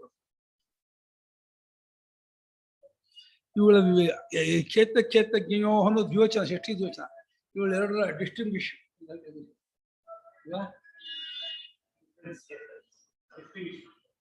ಕರೆಕ್ಟ್ ವಿವೇಕ ಮಾಡ್ಕೊಂಡು ಮಾಡ್ಕೊಡ್ತಾರೆ. ಮಿಥಮ್ ಅಂತ ಹೇಳಿ ಆ ಜ್ಞಾನವನ್ನ ಇಲ್ಲಿ ಜ್ಞಾನ ಶಬ್ದಕ್ಕೆ ಇಲ್ಲಿ ಬುದ್ಧಿಯಲ್ಲಿ ಮಾಡಿಕೊಳ್ಳೋ ನಿಶ್ಚಯ ಜ್ಞಾನ ಹೇಳ್ತಾ ಇದ್ದಂಗೆ ಗ್ಯಾಪ್ ಮಾಡ್ಕೋಬೇಕು. ಸ್ವರೂಪ ಜ್ಞಾನ ಹೇಳ್ತಾ ಇಲ್ಲ. ಸ್ವರೂಪ ಜ್ಞಾನ ನೀವು ಮಾಡ್ಕೊಳ್ಳೋದು ಇದ್ದೇ ಇರುತ್ತೆ. ಅದನ್ನ ನಮ್ಗೆ ಪುರುಷಾರ್ಥವೂ ಇಲ್ಲ ಅಥವಾ ಹಾನಿಯೂ ಇಲ್ಲ. ಇಲ್ಲಿ ಪುರುಷಾರ್ಥ ಕ್ಷೇತ್ರಜ್ಞಂ ಯಥೋಕ್ತ ಲಕ್ಷಣಂಚ ಅಪಿ ಮಾಂ ಪರಮೇಶ್ವರಂ ಅಸಂಸಾರಿಣಂ ವಿದ್ಧಿ ಜಾನೀಹಿ. ಕ್ಷೇತ್ರಜ್ಞನ ಅಂದ್ರೆ ಅಸಂಸಾರಿಯಾಗಿರ್ತಕ್ಕಂಥ ಯಥೋಕ್ತ ಮೇಲೆ ಹೇಳಿದ ಲಕ್ಷಣನೇನೋ ಆಪಾದತಲ ಮಸ್ತಕ ಅರಿತಾನೆ ಅಂತಂದ್ರಲ್ಲ, ಪಾದತಲ ನೆತ್ತಿಯವರೆಗೂ ಅರಿತಿರುವ ನಿತ್ಯ ಕೂಟಸ್ಥವಾದ ಅರಿವಿನಿಂದ ಕೂಡಿಕೊಂಡವನಾದ ಕ್ಷೇತ್ರಜ್ಞನನ್ನ ನೀನು ನಾನೆಂಬುದಾಗಿ ತಿಳಿದುಕೋ. ನಾನೆಂಬುದಾಗಿನೇ ಪರಮೇಶ್ವರನೆಂಬುದಾಗಿ. ಸಂಸಾರಿ ಅಲ್ಲ ಅವನು ಹುಟ್ಟು ಸಾಯುವವನಲ್ಲ, ಕರ್ತೃಭೋಕ್ತೃವಲ್ಲ. ಅವನು ನಿತ್ಯ ಶುದ್ಧ ಬುದ್ಧ ಮುಕ್ತ ಸ್ವರೂಪ ಪರಬ್ರಹ್ಮನೇ ಎಂಬುದಾಗಿ ವಿಧಿ ತಿಳಿದುಕೋ, ಗೊತ್ತು ಮಾಡ್ಕೋ, ನಿಶ್ಚಯ ಮಾಡ್ಕೋ. ನಿಶ್ಚಯ ಜ್ಞಾನಕ್ಕೆ ಇಲ್ಲಿ ಬೆಲೆ, ಅನುಭವ ಜ್ಞಾನಕ್ಕೆ ಸ್ವರೂಪ ಜ್ಞಾನಕ್ಕೆ ಬೆಲೆ ಇಲ್ಲ. ಸ್ವರೂಪ ಜ್ಞಾನ ಅನುಭವ ಜ್ಞಾನ ಇದ್ದೇ ಇರುತ್ತೆ. ಸ್ವರೂಪ ಜ್ಞಾನ ಅಂದ್ರೆ ಏನು ಗುರುಗಳೇ? ಅಂದ್ರೆ ಬಾಡಿ ಬಗ್ಗೆ ಹೇಳ್ತೀನಿ ನಾನು. ಅಲ್ಲಪ್ಪ, ನಿಮ್ಮ ಸ್ವರೂಪ ನೀವು ನಿದ್ದೆಯಲ್ಲೂ ಇದ್ದೇ ಇರ್ತೀರಲ್ಲ. ನಿದ್ದೆಯಲ್ಲೂ ನಿಮಗೆ ನಿದ್ದೆಯಲ್ಲಿ ಏನು ಗೊತ್ತಾಗಲ್ಲ ನಾನು ಅನ್ಕೋತೀನಿ, ನಾನಲ್ಲ ಸ್ವರೂಪ ಅದನ್ನ ಅಂತ ಇದ್ದೀರಾ? ಸ್ವರೂಪ ನೀವು ಅಂದ್ಕೊಂಡ್ರು ಅನ್ಕೋದೇ ಇದ್ದೇ ಇರುತ್ತಲ್ಲಮ್ಮ. ನೀವು ಅಂದ್ಕೊಂಡ್ರು ಅನ್ಕೊಳ್ದೆ ಹೌದು, ಒಂದು ಅನುಭವ ಇದ್ದೇ ಇದೆಯಲ್ಲ.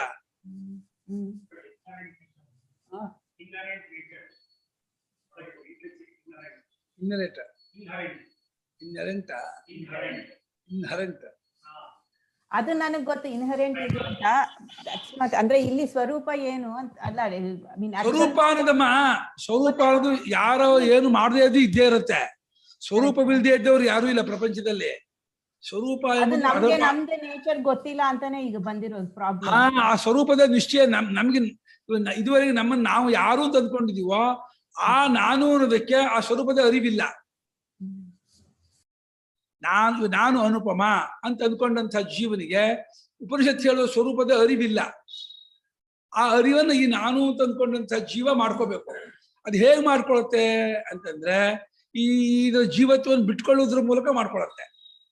ಜೀವನಾಗಿ ಇದ್ಕೊಂಡು ತಿಳ್ಕೊಳಕ್ಕಾಗಲ್ಲ, ನಾನು ಅಂತ ಇದ್ಕೊಂಡು ತಿಳ್ಕೊಳಕ್ಕಾಗಲ್ಲ. ನಾನು ಎಂಬುದಕ್ಕೆ ಅದು ಆಬ್ಜೆಕ್ಟ್ ಆಗೋಲ್ಲ. ಅದು ನಾನು ಎಂಬುದನ್ನು ಕಳ್ಸ್ಕೊಂಡು ಬಿಟ್ಕೊಂಡು ಅದರೊಳಗೆ ಮರ್ಜಾಗಿದ್ರು ಕೂಡ ಮರ್ಜಾಗಿಲ್ಲ ಬೇರೆ ಅಂತ ಅಂದ್ಕೊಂಡು ಅಭಿಮಾನ ಪಟ್ಕೊಂಡಂತ ಈ ಜೀವ ವಿವೇಕದಿಂದ ಬಿಟ್ಕೊಂಡು ತಿಳ್ಕೊಳ್ತಾನೆ. ಗೊತ್ತಾದಾಗಲೇ ಇದು ಅರ್ಥ ಆಗೋದು. ಸರ್ವಕ್ಷೇತ್ರೇಷು ಯಹ ಕ್ಷೇತ್ರಜ್ಞ ಬ್ರಹ್ಮಾದಿ ಸ್ತಂಭ ಪರ್ಯಂತ ಅನೇಕ ಕ್ಷೇತ್ರೋಪಾಧಿ ವಿಭಕ್ತ. ಕ್ಷೇತ್ರೇಷು ಯಹ ಕ್ಷೇತ್ರಜ್ಞಃ ಬ್ರಹ್ಮಾದಿ ಸ್ತಂಭ ಪರ್ಯಂತಾನೇಕ ತಂ ನಿರಸ್ತ ಸರ್ವೋಪಾಧಿ ಭೇದಂ ನಿರಸ್ತ ಸರ್ವೋಪಾಧಿ ಭೇದಂ ಸದಸದಾದಿ ಶಬ್ದ ಪ್ರತ್ಯಯ ಅಗೋಚರಂ ಸದಸದಾದಿ ಶಬ್ದ ಪ್ರತ್ಯಯ ಅಗೋಚರಂ ವಿಧಿ ಇತ್ಯಭಿಪ್ರಾಯ. ವಿಧಿ ಇತ್ಯಭಿಪ್ರಾಯಃ. ಬೆಳೆಸಿದ್ರು ನೋಡಿ. ಸರ್ವಕ್ಷೇತ್ರಗಳಲ್ಲೂ ಅಂದ್ರೆ ಎಲ್ಲಾ ಶರೀರಗಳಲ್ಲೂ ಯಾವನು ಕ್ಷೇತ್ರಜ್ಞನಾಗಿ ಜೀವನಾಗಿ ನಾನು ಎಂಬುದಾಗಿದ್ದಾನೋ ಅದು ಎಲ್ಲಿಂದ ಎಲ್ಲಿವರೆಗಿದೆ? ಚತುರ್ಮುಖ ಬ್ರಹ್ಮನಿಂದ ಒಂದು ಹುಲ್ಕಡ್ಡಿ ಅಥವಾ ಕ್ರಿಮಿಕೀಟದವರೆಗೂ ಇದೆ ಈ ನಾನು ಅಭಿಮಾನ. ಸಮಪರ್ಯಂತವಾಗಿ ಅನೇಕ ಕ್ಷೇತ್ರದ ಉಪಾಧಿ, ಕ್ಷೇತ್ರವನ್ನೇ ಉಪಾಧಿಯಾಗಿ ಇಟ್ಕೊಂಡಿದೆ ಆ ನಾನು ಅನ್ನೋದು. ದೇವತಾ ಶರೀರದಲ್ಲಿ ನಾನು ಉಂಟು, ಪಿತಿ ಶರೀರ, ಗಂಧರ್ವ ಶರೀರ, ಕಿನ್ನರ, ಕಿಂಬರು. ಮನುಷ್ಯ ಲೋಕದಲ್ಲಿ ಮನುಷ್ಯರು, ಪಶುಗಳು, ಪಕ್ಷಿಗಳು, ಪ್ರಾಣಿ ಎಲ್ಲದರಲ್ಲೂ ನಾನು ಅನ್ನೋ ಹೊರಡು ಹೇಳದೆ ಹೋದ್ರೆ ಆ ಫೀಲಿಂಗ್ ಇರುತ್ತೆ. ಹಸುವಿಗೆ ನೀವು ಹೊಡಿರಿ, ಅದಕ್ಕೆ ಒಟ್ಟಿಸ್ಕೊಂಡ್ಬರುತ್ತೆ, ಹಾಯಾಗಿ ಬರುತ್ತೆ, ಪ್ರತಿಕಾರ ಮಾಡುತ್ತೆ. ಇಲ್ಲ ನೀವು ಜೋರ ಆದ್ರೆ ಓಡ್ ಹೋಗುತ್ತೆ, ಇಲ್ಲಿ ನಿಂತ್ಕೋಬಾರ್ದು ಮತ್ತೆ ಹೊಡಿತಾರೆ ಅಂತ. ಅದಕ್ಕೆ ನಾನು ಅನ್ನೋ ಒಂದು ಫೀಲಿಂಗ್ ಇದ್ದೇ ಇರುತ್ತೆ. ಆ ಪದ ಅದು ಉಚ್ಚಾರಣೆ ಮಾಡದೇ ಇರ್ಬೋದು, ಆ ಪದದ ಎಕ್ಸ್ಪ್ರೆಸ್ ಇಲ್ಲದೆ ಇರಬಹುದು, ಆದ್ರೆ ಅದ್ರ ಫೀಲಿಂಗ್ ಇಲ್ಲ ಅಂತಿಲ್ಲ. ಇರುವೆಗೂ ಇದೆ, ಗೊದ್ದಕ್ಕೂ ಇದೆ.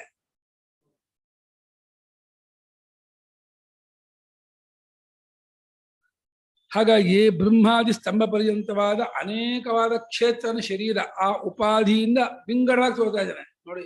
ಇಲ್ಲಿ ಪಾಠಕ್ಕೆ 37 ಜನ ಬಂದಿದ್ದಾರೆ, ಇಲ್ಲಿ 4 ಜನ ಕೂತಿದ್ದಾರೆ, ಇಲ್ಲಿ ಒಂದು ಲೋಕದ 700 ಕೋಟಿ ಜನ ಇದ್ದಾರೆ ಅಂತ ನಾವು ಏನೇನು ನೋಡ್ತಿದೀವೋ ಇದೆಷ್ಟು ಶರೀರ ಕಡೆಯಿಂದ ಮಾಡಿರುವಂತಹ ಇದು ಕೌಂಟಿಂಗು ವಿಭಾಗ ವಿಶೇಷ.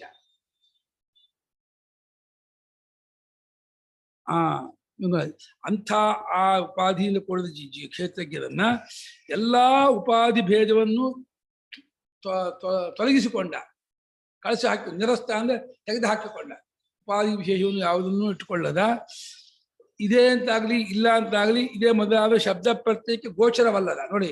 ಸಚ್ಛಬ್ದಕ್ಕೂ ಗೋಚರವಲ್ಲ ಅದು. ಸದ್ಬ್ರಹ್ಮ ಅಂತ ಹೇಳಿದ್ರು, ಸತ್ ಅನ್ನೋದು ಕೂಡ ಈ ಲೋಕದ ನಾಮರೂಪದಿಂದ ವಿಶಿಷ್ಟವಾದ ಒಂದು ಪದಾರ್ಥಕ್ಕೆ ಸಚ್ಛಬ್ದ ಬಂದಿದೆ ಹೊರತು ಬರೀ ಆ ಸ್ವರೂಪಕ್ಕೆ ಸಚ್ಛಬ್ದ ಇಲ್ಲ. ಸತ್ತು ಅಸತ್ತು ಅಥವಾ ಗುಣ ಅಗುಣ ನಾಮ ಯಾವ ಶಬ್ದ ಪ್ರತ್ಯಯಕ್ಕೂ ಗೋಚರವಲ್ಲದ ಆ ಪರಮೇಶ್ವರನೆಂಬುದಾಗಿ ತಿಳಿದುಕೋ. ಜೀವನನ್ನ ಪರಮೇಶ್ವರನೇ, ಪರಮೇಶ್ವರ ಅನ್ನೋದು ಇದೆ, ಅಧ್ಯಾರೋಪ ಮಾಡೋ ಶಬ್ದವೇ. ಪರಮೇಶ್ವರ ಅನ್ನೋದು ಅವರೇಶ್ವರ ಇಟ್ಕೊಂಡ್ರೆ ಅದು ಪರಮೇಶ್ವರ, ಆಳಿಸಿಕೊಂಡದ್ದಾದ ಪ್ರಪಂಚ ಇಟ್ಕೊಂಡ್ರೆ ಅವನು ಪರಮೇಶ್ವರ. ಇವನು ಇರೋದು ಅವನೊಬ್ಬನೇ ಆದಾಗ ಯಾರಿಗೆ ಪರಮೇಶ್ವರ? ಅವನು ಏಕಮೇವ ದ್ವಿತೀಯಂ ಬ್ರಹ್ಮ ಅನ್ನೋದು ಪರಮೇಶ್ವರ ಅಲ್ಲಪ್ಪ. ಅದು ಏಕಮೇವ ಅದ್ವಿತೀಯಂ ಬ್ರಹ್ಮ ಅನ್ನೋದು ಅಧ್ಯಾರೋಪವೇ. ಅಧ್ಯಾರೋಪವಿಲ್ಲದೇನಿಗೆ ಮಾತನ್ನೇ ಆಡಕ್ಕಾಗಲ್ಲ, ಬಾಯೇ ಬಿಡಕ್ಕಾಗಲ್ಲ. ಹೇ ಭಾರತ, ಹೇ ಭಾರತ, ಇಲ್ಲಿ ಭರತ ವಂಶೋತ್ಪನ್ನನಾದ ಅರ್ಜುನ. ನೋಡಿ ಇಲ್ಲಿ ಭಾರತ ಅಂತ ಇಂಡಿಕೇಟ್ ಮಾಡಿ ಅರ್ಜುನಿಗೆ ಅಂತ ಹೇಳಿದ್ಮೇಲೆ ಅರ್ಜುನ ಉಪದೇಶ ಅರ್ಜುನಿಗೆ ಹೇಳ್ತಾ ಒಪ್ಕೋಬಹುದಲ್ಲ. ಭಾರತ ಅಂತ ಹೇಳ್ತಿರೋದು ಯಾರಿಗೆ? ಅರ್ಜುನಿಗೆ. ಅರ್ಜುನ ಅಜ್ಞಾನಿ ಒಪ್ಕೊಂಡು ಉಪದೇಶ ಮಾಡ್ತಾನೆ, ಒಪ್ಕೋಬಹುದಲ್ಲ. ಹಾಗೆ ಭಾಷಿಗಾರ ಬ್ರಹ್ಮವಾಯುಧಮಗ್ರಾಸಿಂದ ಬ್ರಹ್ಮನ ಪರಮಾತ್ಮ ಅಂತ ಅರ್ಥ ಮಾಡಕ್ ಹೋದ್ರು. ಬ್ರಹ್ಮ ಬ್ರಾಹ್ಮಣ ಜಾತಿಯಿಂದ ಅರ್ಥ ಮಾಡಿದ್ರು ಇವರು ಭರ್ತ ಪ್ರಪಂಚ. ಏನ್ ತಪ್ಪಾಗ್ತಿತ್ತು? ಬ್ರಾಹ್ಮಣ ಜಾತಿಯು ತನ್ನನ್ನ ಮುಂಚೆ ಇದು ನಾನು ಜೀವ ಕರ್ತು ಹೋಗ್ತು ಅಂದ್ಕೊಂಡಿತ್ತು, ಅದು ಶಾಸ್ತ್ರೋಪದೇಶದಿಂದ ಬ್ರಹ್ಮವಾಯಿತು. ಏನ್ ತಪ್ಪ ಅಲ್ಲ. ತನ್ನ ಆ ಬ್ರಾಹ್ಮಣವು ಬ್ರಾಹ್ಮಣ ಸ್ವರೂಪವು ತನ್ನನ್ನು ತನ್ನ ನಡ್ಕೊಳ್ತು. ಇವಾಗ ಅರ್ಜುನ ಹೇಗೆ ಅಡ್ಕೊಂಡು ಹಾಗ ನಚಿಕೇತ ಹೇಗೆ ಅದು ಶಾಸ್ತ್ರೋಪದೇಶದಿಂದ ಅಡ್ಕೊಂಡಿದ್ದು. ತನ್ನ ಶಾಸ್ತ್ರೋಪದೇಶದಿಂದಲೇ ತನ್ನನ್ನು ತಾನು ಬ್ರಹ್ಮ ತಿಳ್ಕೊಳ್ತು. ಅಲ್ಲಪ್ಪ, ಇವಾಗ ಮುಂದೆ ಯೋಯೋ ದೇವ ನಮ್ಮದು ಯಾರೋ ಅಲ್ಲಿ ಹೊಂದತ್ತೆ ಬ್ರಹ್ಮ ಜಾತಿ ಯಾಕೊಂದಲ್ಲ. ಇಲ್ಲೂ ಬ್ರಾಹ್ಮಣ ಜಾತಿಗೆ ಉಪದೇಶಕರಿದ್ದಾರೆ, ಯಾಕೆ ಬರ್ದು? ಅಗ್ರನ ಜ್ಞಾನ ಪೂರ್ವದಲ್ಲೇ ಬ್ರಹ್ಮವಾಯುಧಮಗ್ರಾಸಿ ಏಕೈವ ಇಲ್ಲಲೇ ಬ್ರಹ್ಮವಾಯುಧಮಗ್ರಾಸಿ. ಅಲ್ಲಿ ಸೃಷ್ಟಿ ಹೇಳುವಾಗ ಒಂದು 4 ಹೊತ್ತಲ್ಲಿ ಚರ್ಚೆ ಮಾಡಿದಾರಲ್ಲ, ಬ್ರಹ್ಮಭಾವಿ ಪುರುಷ ತಪ್ಪಾಗುತ್ತೆ, ಬ್ರಹ್ಮಭಾವಿ ಪುರುಷ ತಪ್ಪಾಗುತ್ತೆ, ಬ್ರಹ್ಮನಿಗೆ ಉಪದೇಶ ಅಂತ ಯಾಕೆ ಬೇಕು ಅಂತ. ಅಲ್ಲಪ್ಪ, ಉಪಲಕ್ಷಣಪ್ಪ, ಒಳ್ಳೆ ಕಥೆ ಅದು. ಉಪಲಕ್ಷಣ ಹೇಳಿದ್ರೆ ಅಂತಪ್ಪ, ಉಪಲಕ್ಷಣ ಹೇಳಿದ್ರೆ ಸಂಕೋಚವ ತತ್ತಿಲ್ಲ ಅಲ್ಲೇ. ಬ್ರಹ್ಮವಾಯುಧಮಗ್ರಾಸಿ ತದ್ ಆತ್ಮ ಅದೇ ತತ್ವ. ಆ ಬ್ರಹ್ಮವು ಬ್ರಹ್ಮ ಶಬ್ದಕ್ಕೆ ಬ್ರಹ್ಮ ಬ್ರಹ್ಮ ಶಬ್ದ ಬ್ರಾಹ್ಮಣ ಜಾತಿ ಅರ್ಥ ಇದೆಯಪ್ಪ. ಇಡೀ ಬ್ರಾಹ್ಮಣ ಜಾತಿನ ತಿಳ್ಕೊಂಡ್ಬಿಡ್ತು ಅಂತೀರಾ? ಬ್ರಾಹ್ಮಣ ಜಾತಿಯಲ್ಲಿ ಅದು ಬ್ರಹ್ಮವು ತನ್ನ ಅಂಶ ತಿಳ್ಕೊಂಡು ಸ್ವಲ್ಪ ಕಲ್ಪನಾ. ಪರಮಾತ್ಮ ಅದು ಕಲ್ಪನೆ ಅಲ್ವಾ? ಅದಕ್ಕೆ ಸಾಧಕತೆ ಕಲ್ಪನೆ ಹೊಂದುತ್ತಾ? ತನ್ನಂತಾನೆ ತನ್ನಿಂದಾನೇ ತಿಳ್ಕೊಂಡು ಜ್ಞಾನ ಮುಂದಿನ ಆಕ್ಷೇಪ ಸಮಾನ. ಓ ಪರವಾಗಿಲ್ಲ, ನೀವು ಬ್ರಹ್ಮ ಶಬ್ದಕ್ಕೆ ಪರಮಾತ್ಮ ಅಂತ ಅರ್ಥ ಮಾಡ್ಕೊಂಡು ಹೊಂದಕ್ಕಾಗುತ್ತ ಅನ್ನೋ ಮಾಡಲೇಬೇಕು. ಬ್ರಾಹ್ಮಣ ಜಾತಿ ಹುಟ್ಟಿಂದ ತಗೊಂಡಿಲ್ವಲ್ಲ ಗುರುಗಳೇ, ಅದು ಯಾರು ಬ್ರಹ್ಮಜ್ಞಾನವನ್ನು ಪಡೆದಿರ್ತಾರೆ ಅವರು ಬ್ರಾಹ್ಮಣ ಅಂತ ತಗೊಂಡಿರೋದ್ರಿಂದ ಸರಿ. ಅಲ್ಲಿ ಭಾಷಿಕ ಏನ್ ಮಾಡಿದ್ದಾರೆ? ಬ್ರಹ್ಮವಾಯುಧಮಗ್ರಾಸಿ ಬ್ರಹ್ಮ ಅಂದ್ರೆ ಏನು ಅಂತ ಅರ್ಥ ಮಾಡಿದ್ದಾರೆ.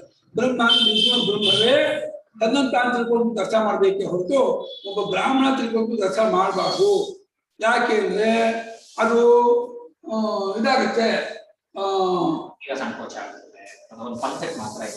ತಿಳ್ಕೊಳಕ್ ಮುಂಚೆ ಅವನು ಬ್ರಾಹ್ಮಣ ಅಲ್ವೇ ಅಲ್ವಲ್ಲ ಅಂತ ತಿಳ್ಕೊಂಡವನ್ನ ತಾನೇ ಬ್ರಾಹ್ಮಣ. ವಿಚಾರ ಅಲ್ಲ, ಸಾಧಕತ್ವ ಕಲ್ಪನೆ. ಸಾಧಕತ್ವ ಕಲ್ಪನೆ ಬ್ರಾಹ್ಮಣ ಹೊಂದತ್ತೋ ಹೊಂದಲ್ವೋ? ಬ್ರಾಹ್ಮಣ ಸಾಧಕ ಅಂತ ಕಲ್ಪನೆ ಮಾಡಬಾರ್ದ? ಅಲ್ಲಿ ಬ್ರಾಹ್ಮಣ ಸಾಧಕತ್ವ ಕಲ್ಪನೆ ಅನ್ಬೇಕತ್ತೆ. ಏನಿಲ್ಲ, ಯಾಕೆ ಹೊಂದಲ್ಲ? ಸಾಧಕತ್ವ ಹೊಂದತ್ತೆ, ದೇವತೆಗೆ ಸಾಧಕತ್ವ ಹೊಂದಿದ್ರೆ ಬ್ರಾಹ್ಮಣ ಸಾಧಕತ್ವ ಹೊಂದಲ್ವಾ? ಮತ್ತೆ ವೃಥ ಹಠ ಅದು, ವೃಥ ಆಗ್ರಹ. ಭಾಷಿಕಾರದ ಅಷ್ಟೇನು ಆಗ್ರಹ. ಇವಾಗ ಯೋ ದೇವಾನ ಪ್ರತಿಪತ್ತಿ ಏನ್ ಮಾಡ್ತೀರಾ? ತಥಾ ಋಷೀಣಾಂ ತಥಾ ಮನುಷ್ಯಾಣಂ ಏನ್ ಅರ್ಥ ಮಾಡ್ತೀರಾ? ಅಲ್ಲೆಲ್ಲ ಬ್ರಹ್ಮಣ ಅರ್ಥ ಮಾಡ್ತೀರಾ? ಮತ್ತೆ ಅಧ್ಯಾರೋಪ ದೃಷ್ಟಿಯಿಂದ ಹೇಳೋಕೆ ಏನು ಅಷ್ಟು ಆಗ್ರಹ ಪಡುವಂಥದ್ದು ತಪ್ಪು.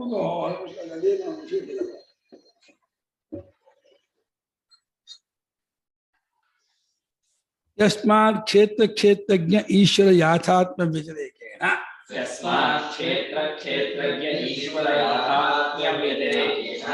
ಜ್ಞಾನಗೋಚರಂ ಅನ್ಯದ್ ಅವಶಿಷ್ಟಮಸ್ತಿ.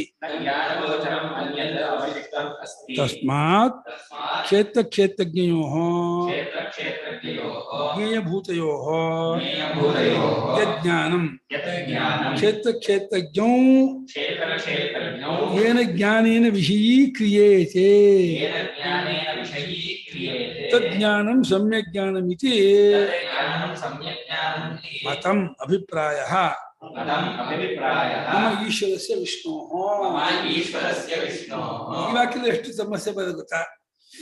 ಆದ್ರಿಂದ ಕ್ಷೇತ್ರ, ಕ್ಷೇತ್ರಜ್ಞ, ಈಶ್ವರ ಅಂತ ಮೂರು ಇಟ್ಕೊಂಡು ಇದರ ಯಾಥಾತ್ಮ್ಯಾನ ಇದರ ನಿಜ ರೂಪ, ಕ್ಷೇತ್ರದ ನಿಜ ರೂಪ, ಕ್ಷೇತ್ರಜ್ಞನ ನಿಜ ರೂಪ, ಈಶ್ವರ ತತ್ವದ ಸ್ವರೂಪ. ಇದಕ್ಕಿಂತ ಬೇರೆಯಾಗಿ ಇನ್ನು ತಿಳ್ಕೊಳ್ಬೇಕಾದದ್ದೇನೂ ಇಲ್ಲಪ್ಪ. ಕ್ಷೇತ್ರ ಅಂದ್ರೆ ಸಮಸ್ತ ಅನಾತ್ಮ, ಕ್ಷೇತ್ರಜ್ಞಾನ ಇದನ್ನೆಲ್ಲ ಅರಿತಿರೋ ಜೀವ, ಇದೆರಡಕ್ಕೂ ತಳಹದಿಯಾಗಿರೋದು ಈಶ್ವರ. ಇವುಗಳ ಸ್ವರೂಪವನ್ನು ತಿಳ್ಕೊಳ್ಳೋಕ್ಕಿಂತ ಬೇರೆಯಾಗಿ ನೀನು ತಿಳ್ಕೊಳ್ಬೇಕಾದದ್ದಿಲ್ಲ. ಜಗತ್ತು ಜಗತ್ ಕಾರಣ ಅಂತ. ಜೀವ ಜಗತ್ತು ಜಗತ್ ಕಾರಣ, ಕರೆಕ್ಟ್. ಜ್ಞಾನ ಗೋಚರವನ್ನು ಅವಶಿಷ್ಟ ಉಳಿದಿಲ್ಲ. ಆದ್ದರಿಂದ ಯಾವ ಜ್ಞಾನದಿಂದ ಕ್ಷೇತ್ರಜ್ಞಯೋ ಜ್ಞೇಯಭೂತಯೋ, ಕ್ಷೇತ್ರ ಪೂರ್ತಿ ಅನಾತ್ಮ, ಕ್ಷೇತ್ರಜ್ಞ ಜೀವ, ಇದೆರಡು ಜ್ಞೇಯ. ಯಾವುದೋ ಒಂದು ಜ್ಞಾನಕ್ಕೆ ನಿಶ್ಚಯ ಜ್ಞಾನಕ್ಕೆ, ನಿಶ್ಚಯ ವೃತ್ತಿಗೆ, ಶಾಸ್ತ್ರಜನಿತವಾದ ಅಂತಃಕರಣದಲ್ಲಿ ಉಂಟಾದಂತಹ ಸಮ್ಯಕ್ ಜ್ಞಾನ ಅಂತಿದೆಯಲ್ಲ, ಆ ಸಮ್ಯಕ್ ಜ್ಞಾನಕ್ಕೆ ಇದು ಜೀವ ಸ್ವರೂಪ, ಇದು ಕ್ಷೇತ್ರ ಸ್ವರೂಪ, ಇದು ಪರಮೇಶ್ವರನ ಸ್ವರೂಪ ಅಂತೇಳಿ ನಿಶ್ಚಯ ಮಾಡ್ಕೊಳ್ತಾರೆ. ಯಾವ ಜ್ಞಾನದಿಂದ ಕ್ಷೇತ್ರಜ್ಞರುಗಳು ವಿಷೀಕರಿಸಲ್ಪಡುತ್ತಾರೆ ನೋಡಿ. ವಿಷಯೀಕ್ರಿಯತೆ ಅಂತ ಇದ್ದಾರೆ. ಇದು ಲಿಟ್ರೇಚರ್ ಮೀನಿಂಗ್ ಹೊಂದಲ್ಲ, ಅರ್ಥವಾಗುತ್ತೋ ಅಂತ ಅಷ್ಟೇ ಅರ್ಥ. ಕ್ಷೇತ್ರಜ್ಞನು ವಿಷಯೀಕ್ರಿಯತೆ ಅಂತ ಇದ್ದಾರೆ. ಕ್ಷೇತ್ರಜ್ಞನೇ ವಿಷಯಿ. ಕ್ಷೇತ್ರಜ್ಞನು ಅಂದ್ರೆ ಈ ನಿಶ್ಚಯ ಜ್ಞಾನಕ್ಕೆ, ಬುದ್ಧಿಯಲ್ಲಿ ಮಾಡಿಕೊಳ್ಳುವ ಸಮ್ಯ ಜ್ಞಾನಕ್ಕೆ ಕ್ಷೇತ್ರಜ್ಞನ ಸ್ವರೂಪ ಇಂಥದ್ದು, ಕ್ಷೇತ್ರ ಸ್ವರೂಪ ಇಂಥದ್ದು ಅಂತೇಳಿ ಗೊತ್ತಾಗುತ್ತಲ್ಲ, ಆ ಜ್ಞಾನವನ್ನೇ ಸಮ್ಯಜ್ಞಾನ ಎಂಬುದಾಗಿ ನನ್ನ ಮತವು, ಅಭಿಪ್ರಾಯವು. ಯಾರ ನನ್ನ ಈಶ್ವರನಾಗಿರ್ತಕ್ಕಂಥ ವಿಷ್ಣುವಿನ ನನ್ನ ಅಭಿಪ್ರಾಯ ಇದು. ಬ್ರಹ್ಮಜ್ಞಾನ, ಸಮ್ಯಜ್ಞಾನ, ಆತ್ಮಜ್ಞಾನ, ಬ್ರಹ್ಮಾತ್ಮಿಕತ್ವ ಜ್ಞಾನ ಅಂತ ಹೇಳ್ತಾರಲ್ಲ, ಆ ಜ್ಞಾನವನ್ನು ಹೊಗಳ್ತಾ ಇದ್ದಾನೆ. ಆ ಜ್ಞಾನಕ್ಕೆ ಇದು ಜೀವ, ಇದು ಕ್ಷೇತ್ರ, ಇದು ಪರಮಾರ್ಥ ಸ್ವರೂಪ ಅಂತ ಗೊತ್ತಾಗತ್ತೆ ಅಂತ. ಆ ಗೊತ್ತಾಗೋ ಪ್ರಕಾರ ಹೇಗೆ ಆಮೇಲೆ ನಿಶ್ಚಯವಾಗುವಾಗ ಹಾಗೆ ನಿಶ್ಚಯವಾಗುತ್ತಲೇ ಆ ಜ್ಞಾನವೂ ಉಳಿಯಲ್ಲ.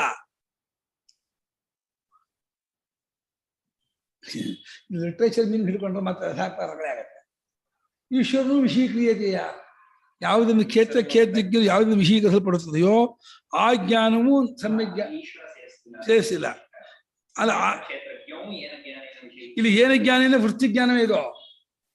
ವೃತ್ತಿಜ್ಞಾನ ಅಂದ್ರೆ ಚೈತನ್ಯ ಜ್ಞಾನ ಅಲ್ಲ, ಅಂತ ನಿಶ್ಚಯ ಜ್ಞಾನ. ಬುದ್ಧಿಯಲ್ಲಿ ಮಾಡಿಕೊಳ್ಳುವ ಒಂದು ಇದು ಪರಮ ಸಾತ್ವಿಕತೆಯಿಂದ ಕೂಡಿದ ಅಂತಃಕರಣ ವೃತ್ತಿಯಲ್ಲಿ ಈ ಒಂದು ನಿಶ್ಚಯ ಉಂಟಾಗುತ್ತೆ. ಅಹಮಸ್ತು ಪರಂ ಬ್ರಹ್ಮ ನಿತ್ಯ ಶುದ್ಧ ಬುದ್ಧ ಮುಕ್ತ ಸ್ವಭಾವ ಅಂತ ಒಂದು ತೀರ್ಮಾನ ಆಗುತ್ತೆ. ಆ ಜ್ಞಾನ ಹೊಗಳ್ತಾ ಇದ್ದಾನೆ. ಆಬ್ಜೆಕ್ಟಿವ್ ಕ್ರಿಯತೆ.